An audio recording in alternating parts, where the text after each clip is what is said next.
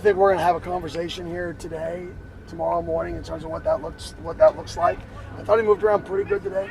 I thought he moved in the pocket a little bit today. Last week he never left the pocket, so we didn't really know. Today he moved around in the pocket, which was a positive. So he looked more like himself. So I think we'll have a conversation, and then by tomorrow, when the injury report's out, we'll disclose the honest truth again, and we'll see what rumors come about.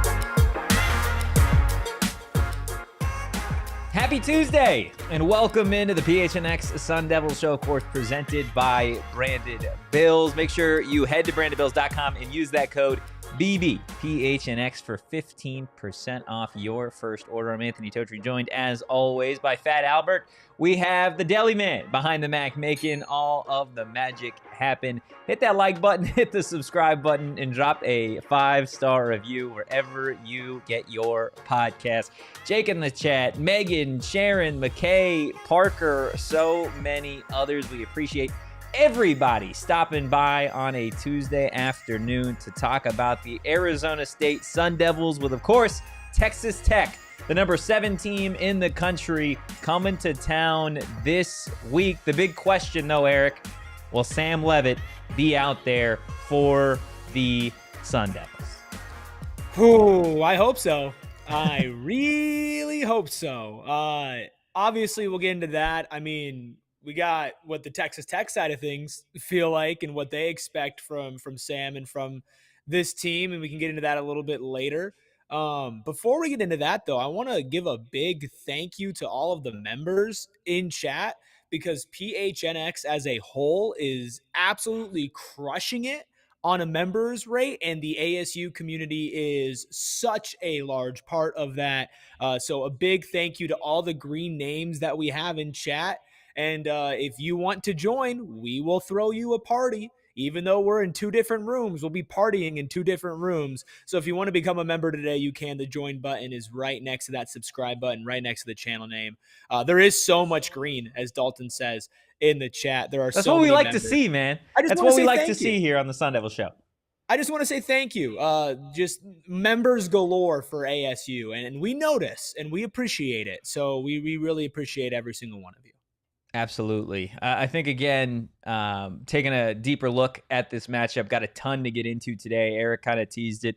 Of course, we do have sound from Texas Tech head coach Joey McGuire we'll get into a little bit. We'll take some time to just see how Arizona State's offense and defense match up in terms of the Big 12 rankings with, of course, Texas Tech's offense and defense. But before we get too deep into the swing of things, I want to make sure everybody that just hopped on, just joined, got the opportunity to hear what Kenny Dillingham had to say following Tuesday's practice. This is ASU's head coach on an update on quarterback Sam Leavitt.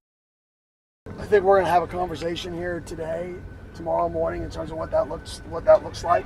I thought he moved around pretty good today. I thought he moved in the pocket a little bit today. Last week he never left the pocket, so we didn't really know. Today he moved around in the pocket, which was a positive. So he looked more like himself. So I think we'll have a conversation, and then by tomorrow, when the injury report's out, we'll disclose the honest truth again, and we'll see what rumors come about. Sam Leavitt back at practice after missing that Utah game. And Erik, he says that Sam looked like he could move around a little bit better, which is obviously good news. Anytime that you could get your quarterback, I think, back at practice, considering that he was wearing a boot on that right foot during that Utah game, I think anytime that you can get him back at practice, that's obviously a big step in the right direction. Absolutely, especially for a quarterback like Sam Leavitt. right? This is a guy that can absolutely throw the ball, but his number one weapon, I think the thing that separates him the most from other quarterbacks in the Big 12 and in the country is his ability to scramble, to run, whether it's Yeah. designed or whether it's just responding to pressure. And, when you look at some of the injuries recently that this team has sustained, specifically to starting center and left guard Ben Coleman, whoever is quarterback in there on Saturday, whether it's Jeff Sims or Sam Leavitt, is going to have to move. Right? Like Yeah. this Texas Tech defensive line is absolutely dominant. It's money well spent. And if Sam is going to play, we know he won't be fully healthy, but will he be healthy enough to not have to second guess pivoting, moving, making a quick change of pace, change of direction, and getting out of the pocket? Like that's really crucial to his game. I know you were out there at practice today. Did you notice anything with him moving around? Was he like, if you could put like a percentage on it, like how quick was he moving maybe close to regular Sam Leavitt? Comparing him to 100% healthy, Yeah. I would say probably about 40%. Okay. I think there is still a ways to go in terms of his health. He was definitely moving in the pocket more than he did last week, like Dilly had said. But you can still very clearly tell that there is some discomfort in that, in that foot, in the lower extremities. So if he does go on Saturday, I don't expect him to be anywhere near 100% healthy, which I think was still always kind of the expectation, right? We had heard that this is something that's been kind of nagging and bugging him since Baylor. For me, just based off of an eye test, again, like I don't think he'll be 100% healthy. I do think he'll play, though. This is obviously early in the week, before the first injury designation, before the first player availability report. Everything that I saw today at practice makes me feel like Sam Leavitt will play on Saturday. Now, again, things change, right? Last week, he was listed on Wednesday as probable, and then all of a sudden, the second player availability report came out Thursday, and he was listed as doubtful. And then, of course, you get to Saturday, and you see him with a boot on his leg. I think he will play. What makes me believe that he will play is the fact that if you were kind of in between, if you're this coaching staff, if you're this offense, given what you saw last week against Utah, and given obviously what you know about Sam Leavitt's health, right? Of course, they're not disclosing everything to the media, everything to the fans. Definitely some things that they're keeping to themselves. Then I think if there was a larger question, a larger if about it, then I think you would see probably some more splits in terms of reps, right? Even if Sam was the favorite and you wanted to have Jeff maybe be just ready just in case, right? Then I would say you're probably looking at a 75% split with Sam Leavitt with the ones and probably 25% with Jeff Sims with the ones. That was not the case today. Sam Leavitt took every single first-team rep with that first-team offense on Tuesday's practice. There was a point in today's practice that stuck out to me, which is they were running against air at a certain point, right? Wide receivers and pass catchers, of course, with the quarterbacks. Now, Sam and Jeff are usually the guys throwing with them, and then they'll rotate in with some of the quarterbacks. Shimon Mateer was the last player to go get a rep against air. Now, instead of Jeff taking that snap and that rep, Sam said, I got it, and ultimately took that final snap, right? That final throw. Now, for me, that it may not be the craziest thing to stand out for some people, but for me, that tells me that Sam is in the mindset of he wants every single rep possible, getting closer and closer to Saturday. If the game were tomorrow, I don't think he'd play. But I do think there is still a few days for him to really, get a little bit more comfortable with where he's at from an injury standpoint, from a movement standpoint. But I do think that he is certainly trending in the direction of playing on Saturday. Well, and that's something to where, with this game specifically, maybe if Texas Tech was 2 weeks from now, right? If this Saturday was West Virginia or Colorado, right? And yes, Colorado got a good win, but these are teams that you would consider not near the top of the Big 12, especially West Virginia. I don't know if Sam Leavitt plays, right? But look at the opportunity ahead of this team. Yeah. Okay? You're playing an undefeated team, the runaway favorite in the Big 12, the number 7 team in the country, a team that has been absolutely thoroughly dominant on every single level of the field. We'll even hear what Joey McGuire had to rate each side of his team, special teams, offense, defense, later in the show. You've got a guy like Sam Leavitt, who is a top 2 player on this team, right? Those guys play in games like Saturday. Yeah. Especially if it's up in the air. Now, look, if he does it, then you know that whatever's going on is the absolute real deal, and it would have been awful for his long-term potential future if he did play. If for some reason we get to a point where we get through this week and his lower extremity injury, whatever it is, flares up a little bit more, he takes these reps and he doesn't respond well to it, like that's something to where, like, okay, well, you just got to take the L on that. But Yeah. if he can play, and Kenny said this in his Monday presser, Sam played with broken ribs last year. The guy's just the definition of a gamer. And I also think that with the adversity this team has gone through, Sam is looking at that and he's thinking about the journey that he's been on through all of last season, how they ended last season, why he came back to Arizona State, and the type of people that he has had around him. And he knows that now more than ever, this team needs him.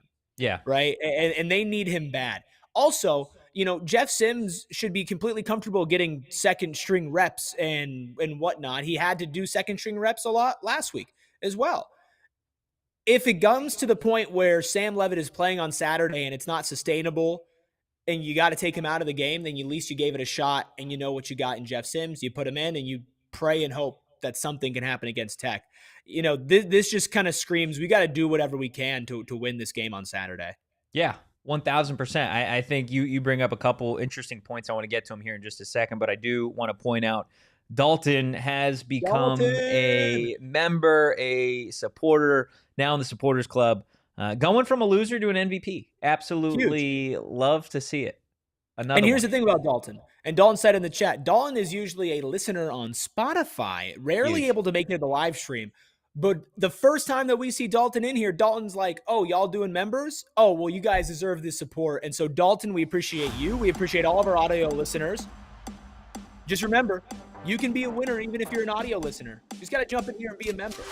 It's time to welcome Dalton to the Supporters Club. Hit that like button, hit the subscribe button, drop a 5-star review wherever you get your podcast. Shout out Dalton for joining the Supporters Club. Now you have access to all of those exclusive emojis. I want to see, with all of the supporters we have in here, let's just see how many of those dilly faces that we can get. Just spam them in the chat. That's all I want to see in the chat right now. I love it. Absolutely love it. Again, if you are not a part of this, a part of the Supporters Club, join the Supporters Club. Do it now. Super, super easy, and super, super affordable. Literally just like $5 a month. It's like nothing. Cup of coffee. Rubus, getting back to the injury news and the Sam Leavitt stuff, because there's still obviously so much to get to as it relates to this ASU team. And you had brought up an interesting point earlier in this discussion, saying you have a huge opportunity, right, with Texas Tech coming to town. We know that the record was pretty much broken when TCU came to town for the amount of scouts and GMs and just NFL personnel that you had at Mountain America Stadium for that ASU TCU game. By my expectation, that record will again be broken this weekend. You will have a number of NFL representatives in Tempe for Arizona State and Texas Tech. Again, ASU preseason top 11 team in the country, and then Tech now the number 7 team in the country, borderline top 5 depending on what gets shaken up in the AP top 25 this week, which, as we know, usually has been a lot this season. So certainly a big opportunity for this team, a big opportunity for Sam Leavitt, but similar to, on that same token, when we're talking about this opportunity, you have to take into account that this is the best defense in the Big 12, right, in Texas Tech. This is a team that has a monstrous front 7. They have 2 of the top 3 players in the Big 12 in terms of sacks, with Romello Height and then, of course, David Bailey as well on this D-line. You just lost Ben Coleman for the season at left guard.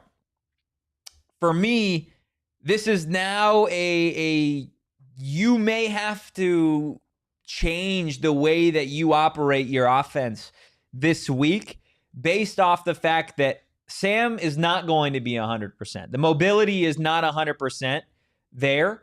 I think that's, pretty evident. Anytime you have a boot on your foot 7 days later, odds are you are not going to be 100%, right? So between the maybe some of the issues mobility-wise for Sam, coupled with the fact that you lost your most experienced offensive lineman for the season this past week, I think you're going to have to change some things going into this one to, A, protect Sam, because I think at the end of the day, that is the biggest question around this team going into this game, whether Sam was healthy or not, right? Is there have been questions about the pass pro for this offensive line through the first 6 weeks of the season. Now you lose Ben Coleman. Wade Helton projected to start at center for a second career start for him at this position at the D1 level. Can you protect an already injured QB1 to not only give yourself a chance in this game, but to ensure that he doesn't have any major health setbacks for the remainder of the season? Because everything that ASU wants to accomplish still in 2025, Erik, is still ahead of them. Still 6 games on the year. Yeah, listen, don't get it twisted. Playing Sam Leavitt this weekend is a risk. It's absolutely a risk. Even if he is quote-unquote ready to go, like you mentioned, there's no way that he's going to be fully healthy. Anytime you put a quarterback out there not fully healthy against any team, there is inherently a risk. There's always a risk with playing injured. Now, is the reward worth it? Absolutely, especially in situations like this Saturday. You got to weigh that risk and reward, but that doesn't mean the risk goes away. And Sam Leavitt, without Sam Leavitt on this roster, all of the goals that you set preseason, Big 12 championship, college football playoffs, top whatever team, 9, 10, 11 wins. Obviously, 11 wins can't happen anymore, but you know what I mean? All that goes out the window without Sam Leavitt. Listen, technically, you could still win 11 games. I guess you would just have to win the Big 12, go to the CFP, and then win a couple CFP games. That's all. All that goes out the window without Sam Leavitt. And that's not me trying to tank on the rest of the team. This is an extremely talented team. It's still a deep team. But you lose not just your quarterback, but one of the best quarterbacks in the conference and a certified playmaker in Sam Leavitt, who stepped up every single step of the way, following that Mississippi State game. That puts you in a precarious position as a team, and one that you probably cannot overcome to hit the ceilings that you want.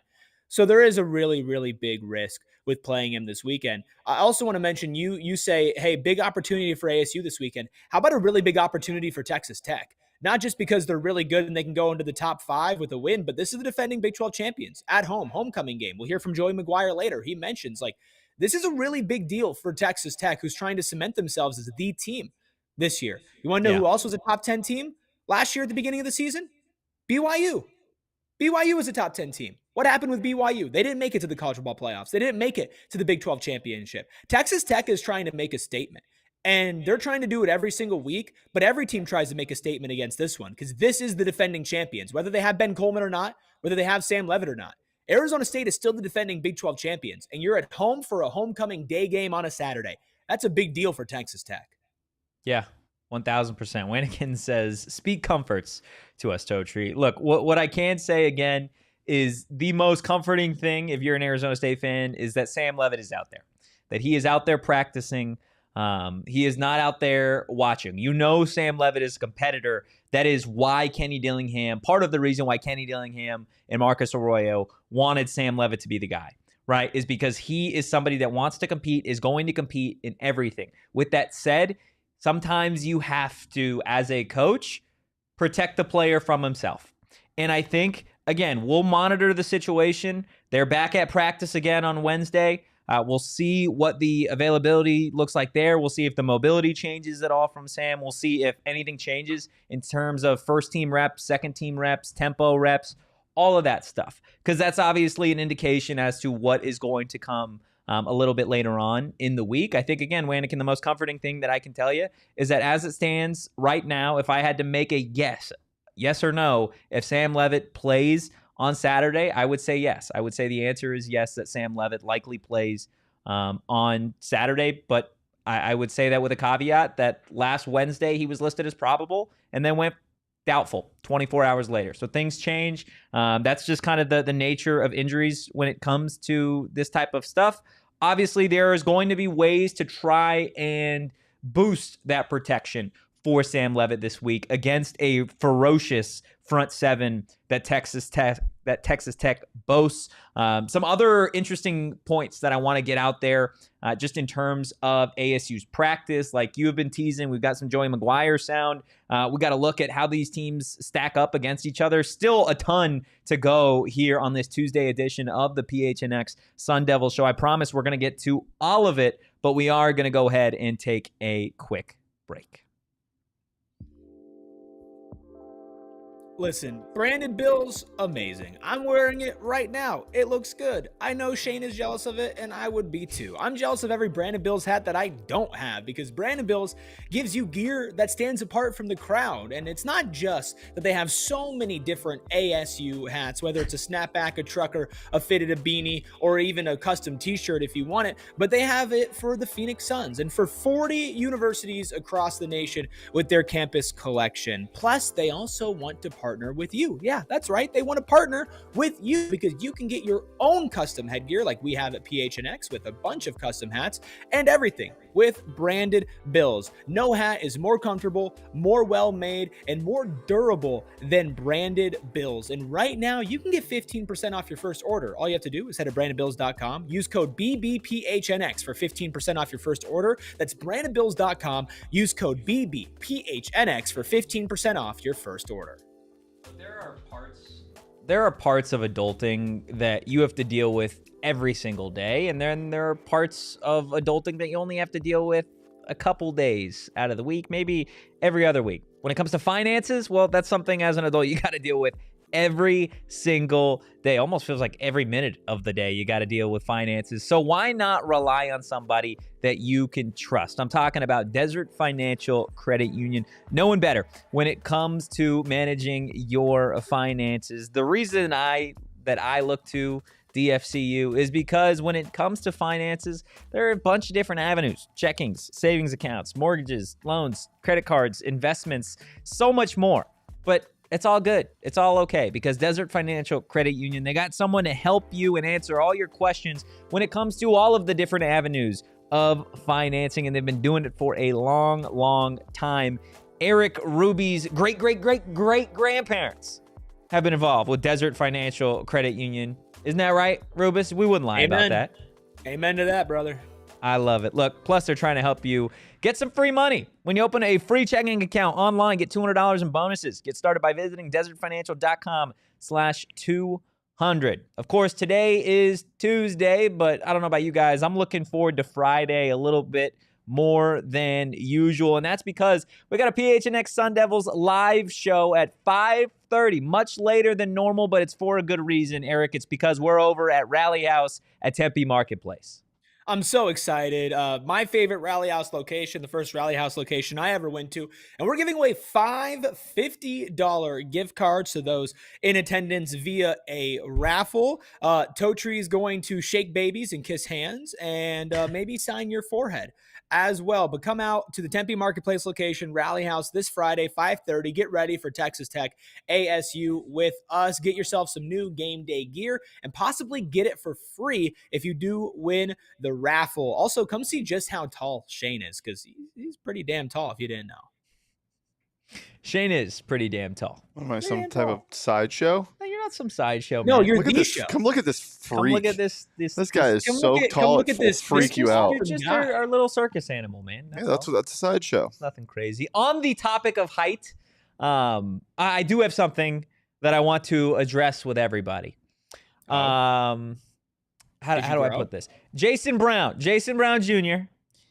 is. Hold on. Did you hear what he just said? What he said? He just said, "Did you grow?" No, I didn't grow. I haven't grown in some time, unfortunately. Jason Brown Jr., I can confirm, at least 5'9" with cleats on. Okay, I need to get that out there. Would you, I need hug to him today? Huh? Did you hug him today? No, he came up to me today. He hugged you. No, he came up to me today in practice, and ironically enough, he was I love the little lights just still going back here. He was walking by me at a certain point today, and I was like, oh, he looks taller. He looks taller today. And maybe it's just like I'm never that close to Jason Brown Jr. It's more so like you just see him. The running backs aren't usually close to the sidelines. I just can confirm he's 5'9". He came up to me and he's like, dude, he's like, can I at least get 5'9" with cleats on? I was like, yes, you can get 5'9" with cleats on. You're taller than me. I can confirm you're good. So I just want to put that out there. He Jason came Brown up Jr. to you and said 5'9" that? with cleats on. Huh? He came up to you and said that? He came up to me in the middle of practice today. Did you say something on a show about him being short or something? I think I have at some point in passing. But as a fellow short king, Jason, I just want to put that out there. You are indeed. You're 5'9" with cleats on. I'll let you have that one, man. Dang. I'll let you have that one. I like how he came up and like addressed you. I respect that. They were running like team periods. I mean, he came up to me. He's like, "Hey, man, can I get it?" I'm like, "Yeah, I got you." Go up to Totri, especially if you have a problem with what I said. Go up. to him I mean, if you got a problem with me, if you got a problem with Rubis, by all means, if you guys are watching, come up and just tell me what needs to be done, what needs to be changed, what you disliked. Really I can't promise you that I'm going to walk it back. I can't promise you that I'm going to walk it back or apologize. But in this specific instance, Jason Brown is 5'9" with cleats on for sure. Wes Beasy attesting to it. One thing, the final thing on protection before we kind of continue to move this train along, is in terms of protecting Sam Leavitt, right? Maybe a little bit more this week with an emphasis on keeping him healthy, keeping him, upright. Is I think, and again, this isn't based off of anything that I've seen. It's still so early in the week in terms of game plans and that type of stuff. I would anticipate a lot of 12 personnel this week, having 2 tight ends in. I think you're keeping a running back in for pass protection on every single pass play. I think you got to have at least one of your tight ends chipping or helping out your tackles on every single play.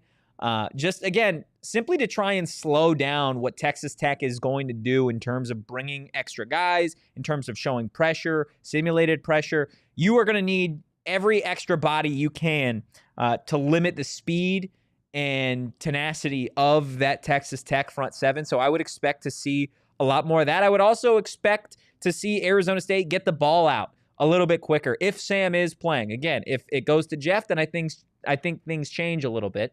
But if Sam Leavitt is in there, I would imagine you are going to see Kenny Dillingham and Marcus Arroyo have to scheme some things this week, simply because Sam Leavitt, like we said earlier, won't be 100%. That's the nature of the situation. So you're going to have to scheme him to stay upright and then scheme getting the ball out quick to kind of limit what Texas Tech does in terms of rushing the passer, Erik. This weekend will be the biggest game for Kenny Dillingham and Marcus Arroyo since Texas, for a variety of reasons, right? Obviously, the caliber of opponent. So that's reason number one. Reason number two is how much hinges on them having the best game plan to protect their quarterback, especially given the deficiencies that this roster has been hit with injuries. So I have a couple questions for you. I just want to kind of, the first one is pretty straight up. Who's the best running back for pass pro on this team? You're asking as in like you have the answer, or you want me to give you? No, I'm curious. Do you think it's Ralik? Do you think it's Kanye? Do you think it's Kyson? I would say it is probably Kanye Udo, if I had to guess. If I had to throw that out there, Kanye or Kyson. Kanye Udo out there. I think you see more Kanye this week. Okay. Yeah. I think 100% you see more Kanye this week. I also think, again, like similar to what we thought last week, where it's like, okay, you're going to probably have to run the ball because of the weather.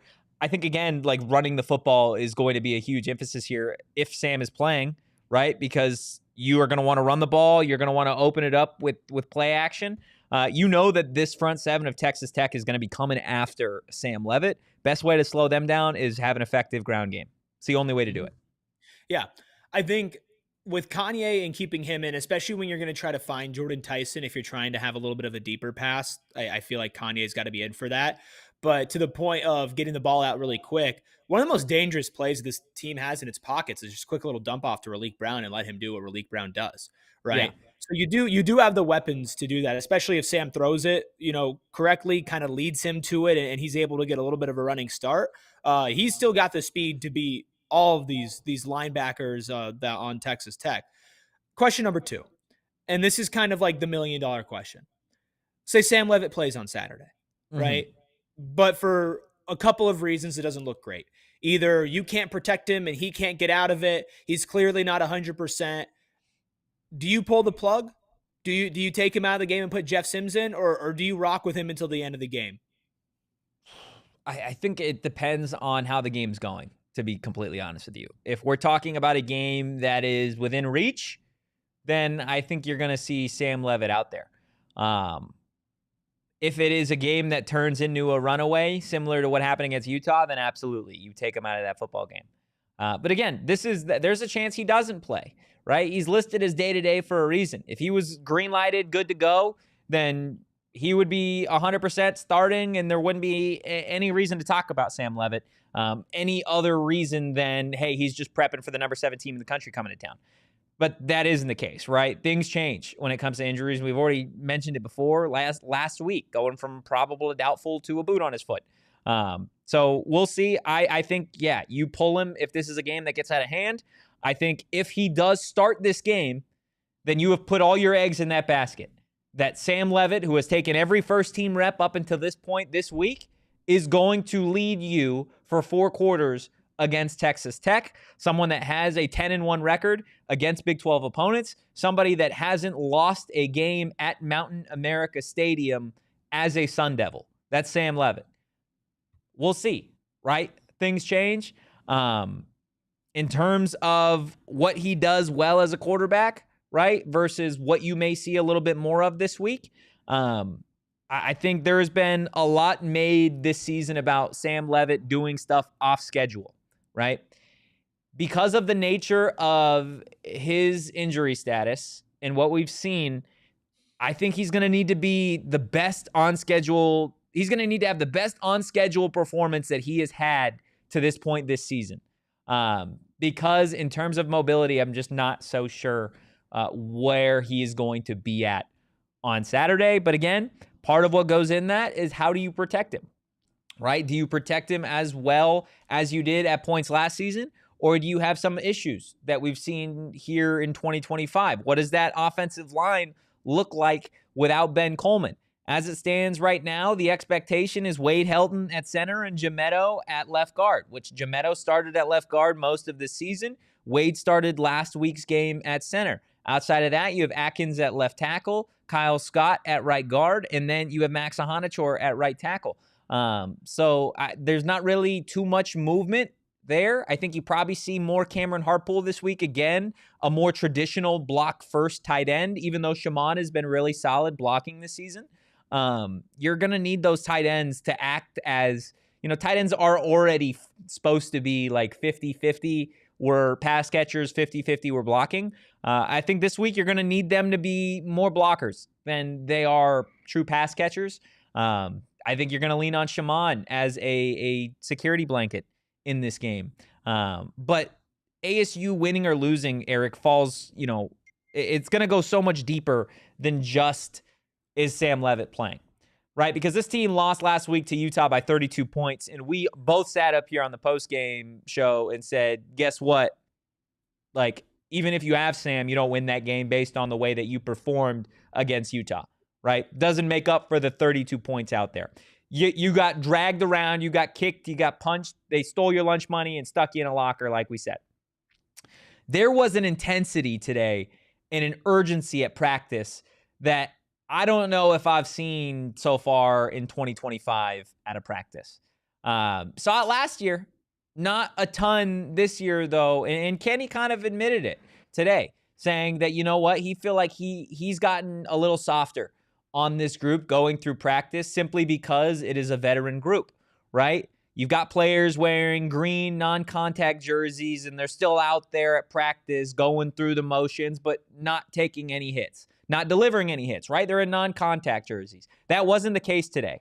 Today, you had the twos. You had points with the ones flying around, tackling each other, hitting each other. If you had a green jersey today and you couldn't go, get the hell out. He wants somebody in there that is able to play, is able to practice fully and with contact. And when you are delivering blows, when you are blocking, he got on the tight ends and some of the offensive linemen early into practice. Like, let's go, let's move, intensity, move your ass.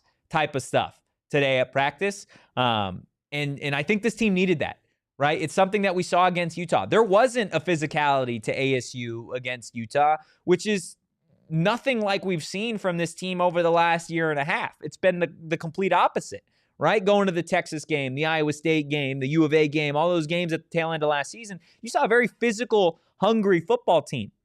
On Saturday, I mean, they were unrecognizable in just about every facet of the game. Defensively, in the trenches, the quarterback play, the dynamic weapons, all of that. Today, it felt like there was a let's flush it and let's get back to what we do, right?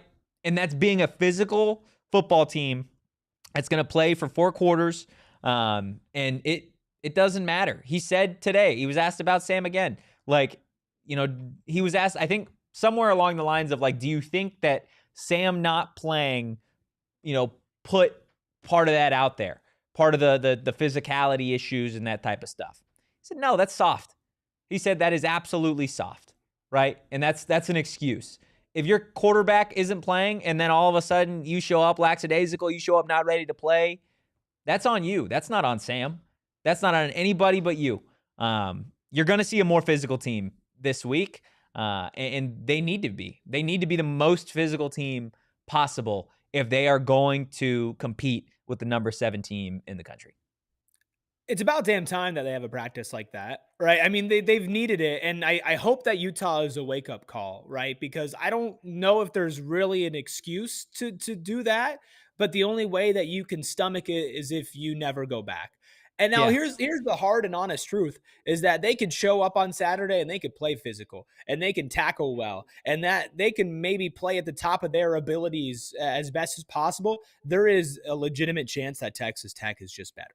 And if Texas Tech plays at the top of their abilities, plays physical, and plays the way that they've been playing, well, there's a good chance that ASU still might lose. But you could stomach that, right? You could, like, that. That's why I think Saturdays. Yeah, for sure. Then going that's why last week you couldn't handle it. Sure, yeah, absolutely. I mean, it's still a loss, and a loss is going to sting. I mean, we had a whole conversation yesterday where it was like, well, what's the most important thing at the end of the day? It's the wins and the losses. Yeah. Right? But Mississippi State, you know, we felt like, okay, that was a wake-up call for the Sun Devils. And I still agree with that. I still think that it was a wake-up call.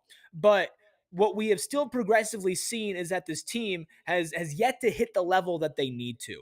And I get it. It was rainy on the turf. It was a tough situation in Utah. Listen, at the end of the day, they were making contact with Devin Dampier and they weren't bringing him down, right? Yeah. They were not playing well on defense, even throughout all the other stuff. Utah was also playing on a wet and rainy turf, right? Both of those things are true at the same time. It wasn't just for one team. We have not seen the team play like that in Kenny Dillingham's time at Arizona State, even going back to the season in his first year when he got blown out by 50-plus points. A lot of times it was, you know what? Team just didn't have it, but guess what? They showed up and they fought. Right? They were there and they played to the best of their abilities, but guess what? It just wasn't good enough. Yeah. But the team showed up and played physical every single week. That did not happen last week. Completely unacceptable. And I do like the fact that this has lit a fire under Kenny, because when you look at the personal relationships that have been formed, right, and how important it is that these guys feel like they're at home, that they feel like they're family. Well, sometimes in your family, you got to have uncomfortable conversations and you got to push people outside of their comfort zone. And you got to realize, maybe you're not going to love what I'm doing right now, but it's for the best. And I don't care if this is a veteran group. This veteran group has underplayed to their expectations, and last week was unacceptable. So I hope that they can respond. And if they do play out of their minds, they absolutely have a chance to win on Saturday, especially with Sam Leavitt. They might play out of their minds and still lose, but set themselves up to then attack the rest of their conference schedule, which there's nobody that even comes close to the challenge that you faced last week. And hell, there might not be a challenge like there was, you know, against Utah as well.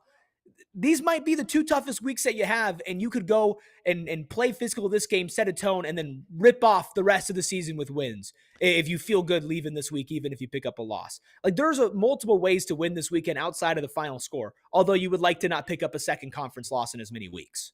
1,000%. Will with an interesting question. How do you guys feel about Dilly's nonchalant attitude toward the team's performance this past week? Should he be cracking down more on the guys? I do want to answer that question. I want to hear what you have to say, Erik, about it. I want to hear from the Deli Man as well. But we are going to do that. We're going to listen to what Joey McGuire has to say. We're going to see how these two teams stack up in terms of the conference. All that and more on the other side of this quick break. Gila River Resorts and Casinos is the place to be, not just for all of our Cardinals away watch parties or the multiple Suns watch parties we're going to be doing this season at Wild Horse Pass, but just on your free time. Whether you want to go for a night out on the town or a staycation, they have everything at Gila River Resorts and Casinos. Whether you want to go to the state-of-the-art gaming floor with all their slots and live table games, but also a sports book, and of course restaurants where you can catch the game, like the Upper Deck Kitchen and Bar at Wild Horse Pass, where you can go and take in an entire slate of college football, take an entire slate of NFL football, or a nice NBA game in the middle of the week. Whatever you can do it the best at Gila River Resorts and Casinos. Plus, they have upscale to approachable dining, casual to classy, and of course, bar to bar none. There is one big rule that you need to follow, though, and it's you do you. At Gila River Resorts and Casinos, visit playatgila.com for more details. Look, these next 60 seconds tend to be some of my favorite 60 seconds. Every opportunity I get this chance, and that's to tell you about our friends over at Circle K, because seriously, they're trying to make a difference in your life by helping you save money every single day. As an Inner Circle member, I can tell you guys that every single time that I pull up to the pump and I type in my phone number, I personally save 10 cents per gallon on gas. While that's filling up, I go inside, I grab myself a Gatorade Zero. Guess what? I'm saving money on that too. No, you don't do that because that's illegal. What's legal? You can't leave your pump pumping. It's illegal to do that? Yeah, you can't leave it unattended. Oh, well, I do that all the time. So That's illegal? Yeah. Well, I do it all the time. So do a lot of people, but Yeah, who cares? They do. You're just incriminating yourself. It's fine. Look, sign up for Inner Circle. It's Circle K's free membership program. Super easy to get enrolled. App Store, email, phone number, boom, bada bing, bada boom. You are an Inner Circle member, and you guys can save 25 cents per gallon on your first 5 fill-ups. If that's not enough, again, they help you save money every single day on gas, drinks, snacks, all of the things. Make sure you join Inner Circle for free today. Check them out. Become a member, guys. Hit the like button, hit the subscribe button, drop a 5-star review wherever you get your podcast. Okay, maybe it's not illegal, but it's prohibited at gas stations. Is it prohibited? It's at not gas a law, stations? but it's something you shouldn't do. Well, Shame. look, I went over 60 seconds. Again, I just want to say join Inner Circle for free by downloading the Circle K app today. Terms and conditions Can't make apply up at for participating breaking the law, locations. Totri. Visit circlek.com for details. That's all I wanted to say out there. Hit the like button. Come on. Hit the subscribe button. Drop a 5-star review wherever you get your podcast. What'd you say, Rubus? I said please. Please. Please. Erik will do the virtual worm if we get to 60 likes before the stream ends. How What's the would that virtual work? worm look like? You have 36 likes to determine what that looks like. Okay, well, I guess we'll see. 35 Rubus. likes to determine what that looks 35 likes, yeah, to see what the virtual worm looks like. Let's go ahead, get back to that question that we had earlier in the chat before the break from Will, saying, how do you guys feel about Dilly's nonchalant attitude toward the team's performance this past week? Should he be cracking down more on the guys? Will, he is. He is cracking down more on this team. That was very, very evident today at practice. There was, again, I tweeted it out, already brought it up. There was an intensity and urgency today. This was a team that they honestly failed themselves this past week. They weren't physical. They didn't look prepared. They didn't look hungry. They looked scared. They played scared against Utah. That's how it looked. And the emphasis today was you need to out-physical Texas Tech if you are going to win. Kenny's been open and honest about the way he views it, right? He's like, if you move the guys in front of you on offense and you don't get moved on defense, you know what happens, Erik? Huh. You usually win the game. Oh. Arizona State defensively last week got moved. Offensively, they didn't move anybody. The emphasis today, move the mofo in front of you at all costs. Simple as that. And in terms of the nonchalantness, he is not the type of coach that is going to sit up there on Mondays and call out his players. He's not the type of coach to do that. Unless now, you what miss he did do Cincinnati. was he in front of all of the media took accountability for the team's performance, for the coaching, for everything that went wrong against Utah. He took full accountability for that, as a head coach of a football program should do. Everything is on the head coach. He took that loss on the chin. He's not going to just sulk in it. He's not going to just be like, yeah, we lost, and then not make any changes. You saw a different kind of vibe at practice today. Very interested to see if it's the same vibe on Wednesday. But we'll see. Time will tell. Yeah, I will be honest with you, though. If you didn't come and say that today, right, and it was kind of like a business as usual as practice today, I would be concerned. Luckily, Yeah. we don't live in that timeline. And I think Sharon said something that was good earlier, saying Kenny is young and mistakes and growing pains will happen, but it feels like he will only get better with time. We can't throw it away because we don't like some decisions in the growth process. If he's admitting like, hey, maybe I wasn't as hard on these guys as I should have before, you notice this distinct difference. You're like, this is the first time it's happened this season. Well, guess what? Next year, even if he returns a veteran team, I promise you that ain't happening again. Yeah. Right? I promise you that that's not happening. And I know we hold him to such a high standard, as we should. He's one of the best young coaches in the game, according to Joey McGuire. And we'll get to that here. I promise. We keep teasing it very soon. He is not perfect, though. And maybe he's now found the right button to push with this team as compared to last year. And, he's not the type of dude to sit out there and rip guys specifically, but he is the type of guy to say some direct stuff in media. I remember at the very beginning of fall camp, he said, if we practice like that, we're not going to be a good team. Yeah. Right? And he said that to you guys. Obviously, after the Cincinnati game. Now, we're going to hold open tryouts for kickers. And sure, that's too far. But when something needs to be said, Kenny more often than not says it. And I don't think that nonchalant is the right word to attribute to him about this season. There's nothing that he's ever shown about his feelings for this program, for this sport, for these guys that could be considered nonchalant. For somebody that is, and we've known Kenny and seen the way that Kenny operates over the last 3 years. Kenny, I think, comes across as a very just happy-go-lucky guy, right? Going to say whatever's on his mind. At the same time, Kenny Dillingham is by far the most genuine coach that I have ever been around.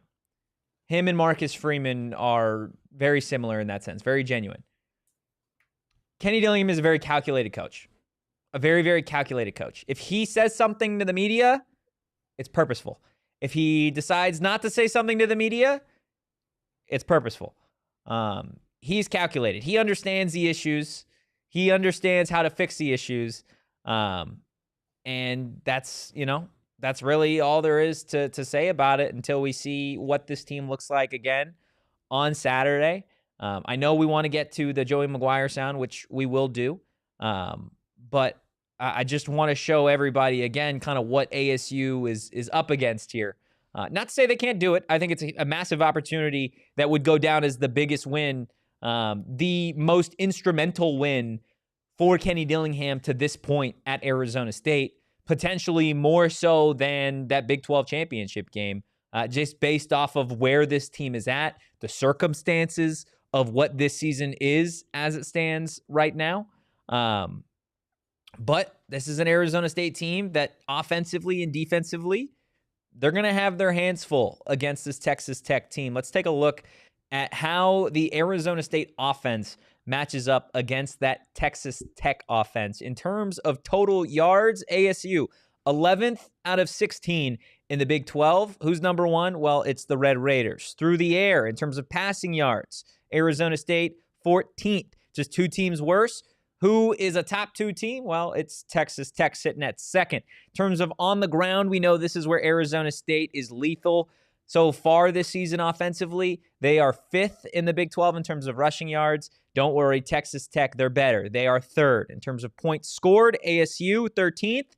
No team better in the conference, Erik, than scoring points than Texas Tech. Woo-wee. Hands full, Listen, man.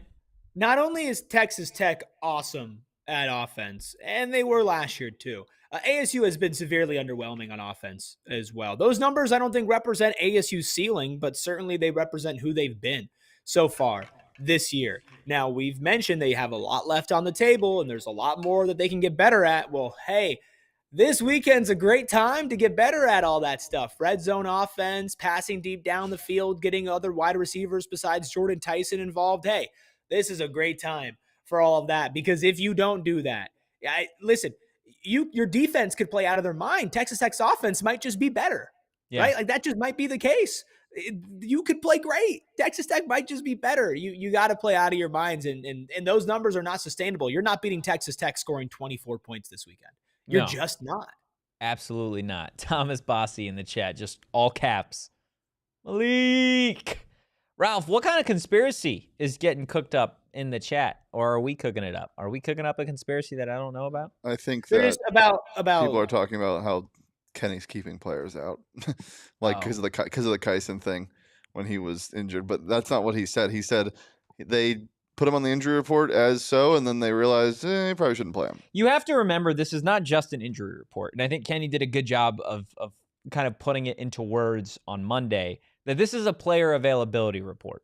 That if Kyson Brown was needed to play, if that was the case, if Kanye and Man and Ralik had gone down, Kyson was available to play in the game. It's a player availability report, not just an injury report.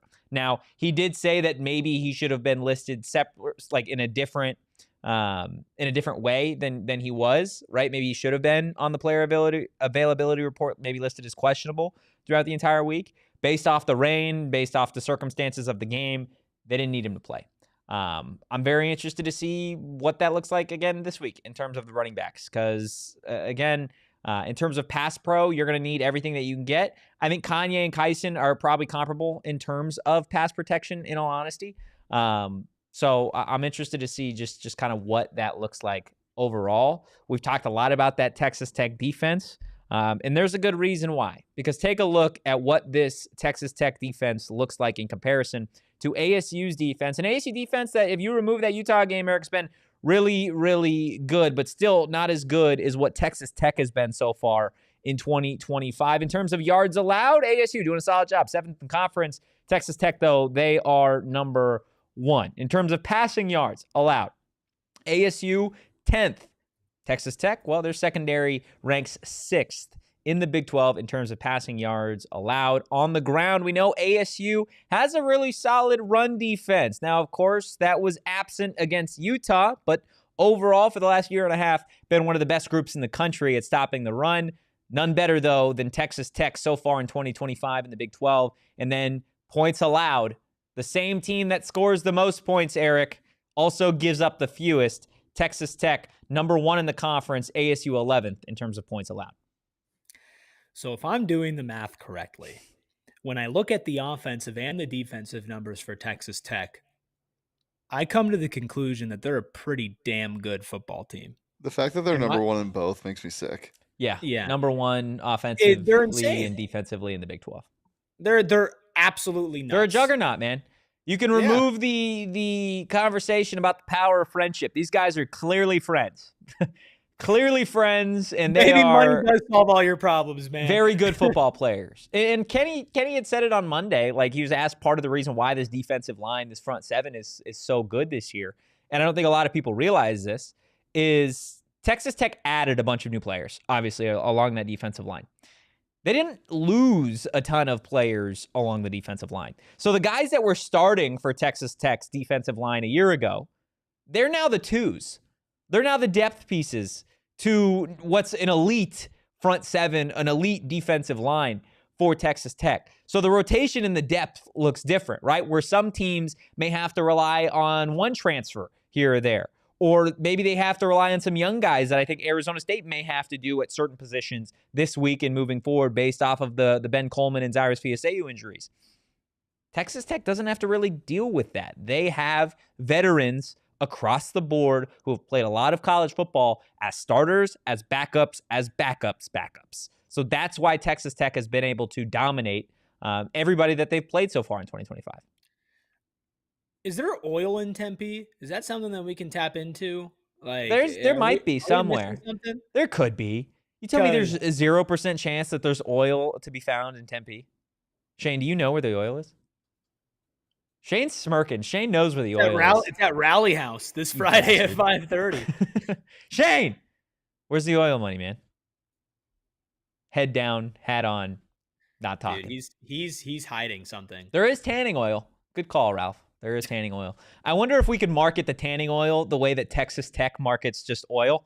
Oil. there is oil to be had in Tempe. Just different oil to be honest with you. No, man, Texas Tech is so good. You got to give them respect, right? Like, you got to give them respect. Oh yeah. And the coaching staff has done a hell of a job. I get that they have the depth, they have the talent, but how many talented teams with depth have we seen just not put it together this quickly? And they have. They have. Now, ASU, historically speaking, if we want to get into our historically speaking bag as we enter overtime. So if you are watching on TV, the party does continue over at gophnx.com. As we enter overtime, I want to bring up the fact that historically speaking, ASU has won a lot of games that it does not have business winning. Yes. And statistically speaking, when you look at the numbers, ASU does not have any business winning this game on Saturday. Correct. If you look at the numbers, I'm not saying you it's look impossible. at the numbers. The numbers. Yeah, if you look at the numbers. I believe the numbers will also tell you, and I think this is 100% accurate. I'll have to double check and look. And Shane, you can correct me on this. This is not like an absurd stat. Since 2024, Arizona State has beaten every single ranked opponent that they have played, except number 5 Texas. Every single ranked opponent, road and at Tempe, they have beaten except Texas over the last 2 seasons. Washington? Oh, that was 2023. That was 2023. Yeah. But over the last 2 years, sure, they've beaten every ranked opponent they've seen. Sure. That's fact. It's a fact. Yeah. Just throwing it out there. It's just a fact. The line, by the way, has it ballooned? You know how it was 11.5 yesterday? Yeah. It's now 9.5 with Sam practicing. Yeah. We'll see what it is tomorrow. Very interesting. Sam Leavitt reportedly worth 2 points. Guess what the total is? 55.5. Rubus Magubus, huh? 51.5. 49.5. 49.5. The amount of bets placed on Texas Tech, 96%. Which is what I like. I like that. Hey, you know what we call that? We call that reverse line movement. Yeah, 100%. And you know what that signals? The sharps are on the Devils. At least the spread. They're at least on the spread for the Devils. Well, this is just total bets. Just placed. total bets. So the money line, 96% is on Texas Tech, 4 is on ASU. The spread, 22% is on ASU. But again, still reverse line movement. Yeah. Here we go. The reigning We Big need to 12 champs reverse versus their the team line in the movement. driver's seat, man. I also want to point something out before we get to the Joey McGuire sound. That Western Kentucky is only -10 tonight against Exactly. FIU, who's You horrible. Nailed it. That's Chat. actually all. That's all I've got to say. Chat. There is been a lot of discussion about ASU not looking like a championship team, a team that can get back to the championship. I would ask you, outside of Texas Tech, which, again, I don't know if you guys know this, takes 2 teams to play in a conference championship game. Find me another team that has played flawless right now. That is a team that you could point to and say, you know what, they look like a juggernaut in this conference that can go toe-to-toe with Texas Tech. Tell me there's another team. Tell me there's another team that you put in that same house that Texas Tech is in, where you say, you know what, they play anybody in this conference, they're going to win. Because I don't see Cincinnati as that team. I just don't. I don't see Iowa State as that team. I don't see TCU as that team. I don't see Baylor as that team. I don't see BYU as that team. I know they're undefeated, but they had Arizona should have won that game if their coach didn't tie his hands behind his back and blindfold himself with 19 seconds left. There's a chance they win that game. Hey, let's be honest. If he did that, they'd actually probably be better. I hear you, and I agree with you. There is not another team on Texas Tech's level, even the ones that are ranked currently in the Big 12.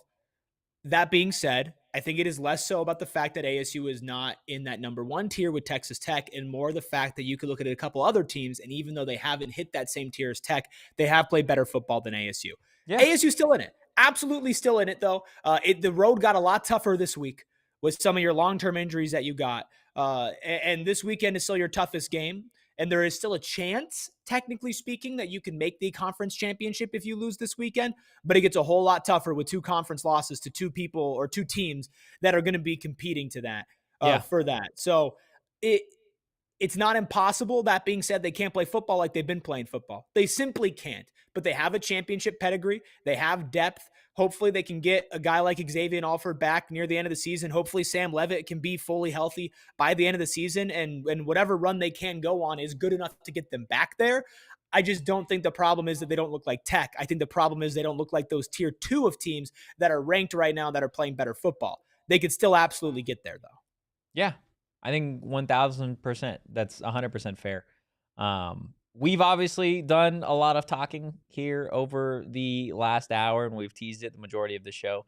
I want to let you guys hear from Joey McGuire, see what the Texas Tech side of things is saying about your Arizona State Sun Devils. And Rubus, if I'm not mistaken, you sat there, you camped out, and you listened to the full hour of what Joey McGuire had to say today. No, listen, a 57-minute press conference is diabolical. Let me just say that. 57-minute press conference, diabolical. I did skim, and I did skip around and saw what caught my eye and my ears. Obviously, number one thing in ASU land right now is Sam Leavitt.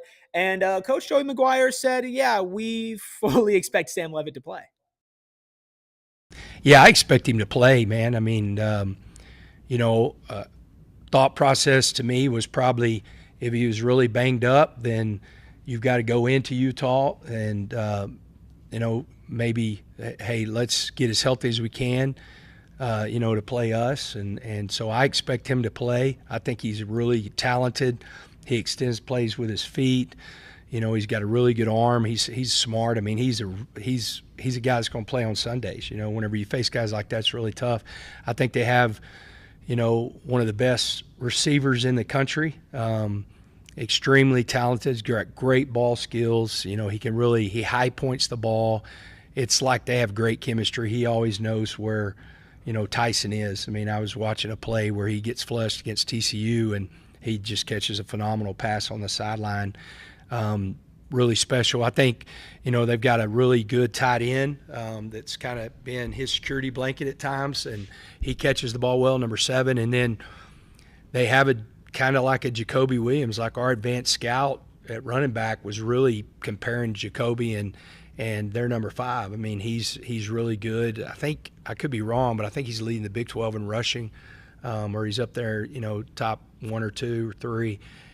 So they're really good on offense. I expect Sam to play, and man, he's probably fired up to play us.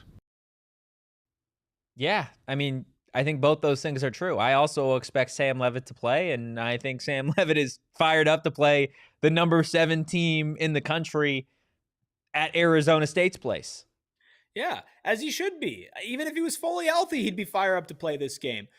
And like I mentioned, it's not just on the ASU side of things, right? Everybody's talking about ASU, big opportunity for them. The defending Big 12 champions, they need to make a statement. They're hosting the number 7 team in the country. They need to get back on track. Yeah, it's a massive opportunity for ASU. Don't get it twisted. Texas Tech is not an established program that's a contender in college football, right, as far as longevity goes. They very clearly are trying to make a statement of their own, and they have an opportunity this weekend. They're not taking Saturday lightly, and you could hear it in Joey McGuire's opening statements. Huge week for us. We're playing the reigning Big 12 champs, going to their place, Arizona State. Pretty sure it's homecoming for them. I know they're wearing an alternative uniform, and so this is a really big game, and I know Kenny will have them ready to go. I expect a really loud crowd.